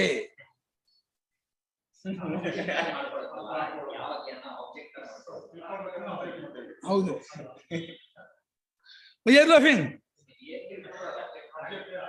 ನುಗ್ತಾ ಇದೆ ನೋಡಿ, ಏನನ್ನು ಹೇಳ್ಬೇಕಲ್ಲ, ಅರ್ಥ ಮಾಡಿಸ್ಬೇಕೆ ಇರೋ ತಿಳಿಸ್ಕೊ. ಯಾವ ಜ್ಞಾನಕ್ಕೆ ಅದು ಸರಿಯಾದ ಜ್ಞಾನ. ಇಲ್ಲಿ ಹೊಗಳ್ತಾ ಇರೋದು ಆತ್ಮಜ್ಞಾನ, ಬ್ರಹ್ಮಜ್ಞಾನ, ಸಮ್ಯಜ್ಞಾನ, ಅದನ್ನು ಹೊಗಳ್ತಾ ಇದ್ದಾನೆ. ಈ ಜ್ಞಾನ ಪಡ್ಕೊಳ್ಳಿ. ಆತ್ಮಜ್ಞಾನವಂತರಾದರೆ ನಿಮ್ಗೆ ಶೋಕಮೋಹ ನಿವೃತ್ತಿ ಇರಲ್ಲ, ನಿಮ್ಗೆ ಸರ್ವಾತ್ಮ ಭಾವ ಬರುತ್ತೆ, ನಿಮ್ಗೆ ಎಲ್ಲಾ ತರ ಭಯ ನಿವೃತ್ತಿ ಆಗತ್ತೆ, ಮತ್ತೆ ಪುನರ್ಜನ್ಮವಿರುವುದಿಲ್ಲ. ಈಗಲೇ ಜನ್ಮವಿಲ್ಲ, ಪುನರ್ಜನ್ಮವಿಲ್ಲ, ನಿಮ್ಮ ಜನ್ಮ ಸಾರ್ಥಕತೆ, ಕೃತಕೃತ್ಯರಾಗ್ತೀರಾ ಅಂತೇಳಿ ಆತ್ಮಜ್ಞಾನವನ್ನು ಪ್ರಶಂಸೆ ಮಾಡುವ ವಾಕ್ಯ ಅದು. ಇಂಥದ್ದು ಆತ್ಮಜ್ಞಾನ ಅಂದ್ರೆ ಕ್ಷೇತ್ರಜ್ಞರನ್ನು ವಿಷಯ ಮಾಡಿಕೊಂಡ ಜ್ಞಾನ ಅದು. ಸಗುಣ ಸಾಕಾರ ಅಂತ ತಗೊಳ್ಬಾರ್ದಾ? ಸಗುಣ ಸಾಕಾರ ಇಲ್ಲ, ಪಕ್ಕಾ ನಿರ್ಗುಣವಾದ ರಮಣ ಮಹರ್ಷಿಗಳ ಜ್ಞಾನವನ್ನು ಹೇಳ್ತಿರೋದು. ಯಾವ ರಮಣ ಮಹರ್ಷಿಗಳಿಗೆ ಜ್ಞಾನಕ್ಕೆ ಜ್ಞಾನ ಅಲ್ಲ, ಕ್ಷೇತ್ರಜ್ಞ. ಕ್ಷೇತ್ರಜ್ಞ ಇವನು ಸಗುಣ ಸಾಕಾರ ತಗೋಬಾರ್ದಾ ಅಂತ ಕ್ಷೇತ್ರಜ್ಞನ. ಸಗುಣ ಅಂತ ಬೇರೆ ಹೇಳ್ಬೇಕು, ಸತ್ಯ ಕಾಮ, ಸತ್ಯ ಸಂಕಲ್ಪ ಅದೆಲ್ಲ ಹೇಳ್ಬೇಕು. ಸಗುಣಕ್ಕೆ ಗುಣಗಳನ್ನು ಪಟ್ಟಿ ಮಾಡ್ಬೇಕು. ಬರೀ ಕ್ಷೇತ್ರಜ್ಞವನ್ನೇ ಸಗುಣ ಅನ್ನಲ್ಲ. ನಿರ್ಗುಣ ಪರಮಾತ್ಮನ ಜ್ಞಾನ ಬಂದಾಗ ನಿರ್ಗುಣ ಪರಮಾತ್ಮ ತಾನೆ. ನಿರ್ಗುಣ ಪರಮಾತ್ಮಂಗೆ ಸಗುಣ ರೂಪ, ಕ್ಷೇತ್ರಜ್ಞ ಎಲ್ಲ ವೃತ್ತಿ ಆಗುತ್ತೆ ಅಂತ ಹೇಳ್ಬೋದಾ ಅಂತ. ವಿಶೇಷ ರೂಪ ಅನ್ಬೋದು, ಕ್ಷೇತ್ರಕ್ಕೆ ವಿಶೇಷ ರೂಪ ಅನ್ಬೋದು. ನಿರ್ಗುಣದ ವಿಶೇಷ ರೂಪ ಅಂತ, ಕಲ್ಪಿತ ರೂಪ, ಎರಡು ಕಲ್ಪಿತ. ಸಗುಣ ಅನ್ನು ಬರೋದು ಉಪಾಸನಾ ಪ್ರಕರಣದಲ್ಲಿ, ಇದು ಉಪಾಸನಾ ಪ್ರಕರಣ ಅಲ್ವಲ್ಲ. ವಿಶೇಷ ರೂಪ, ತೋರಿಕೆ ರೂಪ, ಕ್ಷೇತ್ರಜ್ಞ ಅಂತ. ಒಂದು ಪ್ರತಿಬಿಂಬ, ಒಂದು ಪ್ರತಿಬಿಂಬಕ್ಕೆ ವಿಷಯವಾಗಿರ್ತಕ್ಕಂತಹ ಅನಾತ್ಮ. ಪ್ರತಿಬಿಂಬವೇ ಆಬ್ಜೆಕ್ಟ್ ಮಾಡ್ಕೊಂಡಿದೆ.